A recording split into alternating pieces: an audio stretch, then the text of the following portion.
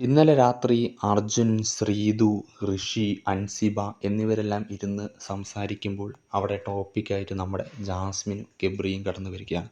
അപ്പോൾ ഋഷി പറയുകയാണ്, നമുക്ക് ഇവരെ രണ്ടുപേരെയും സെപ്പറേറ്റ് ആക്കിയാലോ എന്ന്. അപ്പോൾ അർജുൻ പറയുന്നുണ്ട്, അവരെ ഇപ്പം സെപ്പറേറ്റ് ആക്കണ്ട, ഒരു 50 എപ്പിസോഡ് വരെയൊക്കെ ഇങ്ങനെ പോകട്ടെ.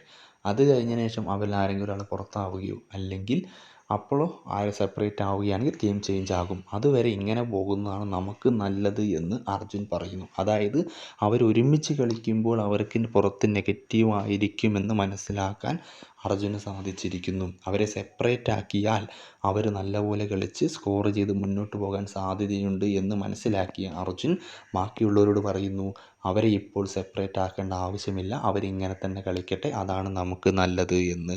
അപ്പോൾ ചിന്തിച്ച് കളിക്കാൻ കഴിവുള്ളൊരു മത്സരാർത്ഥി തന്നെയാണ് അർജുൻ. വളരെയധികം ചിന്തിച്ച് പോയിൻ്റോടെ മത്സരിക്കാൻ കഴിയുന്നൊരു മത്സരാർത്ഥി. പക്ഷേ അത് പറഞ്ഞ് ഫലിപ്പിക്കുന്നതിലോ അല്ലെങ്കിൽ ആക്റ്റീവായി ചെയ്യുന്നതിലോ അർജുനൊരു പിന്നാക്കം നിൽക്കുന്നുണ്ട്. അതും കൂടി ഒന്ന് ഇമ്പ്രൂവ് ചെയ്ത് വന്നാൽ നല്ലൊരു മികച്ച മത്സരാർത്ഥി തന്നെയാണ് അർജുൻ.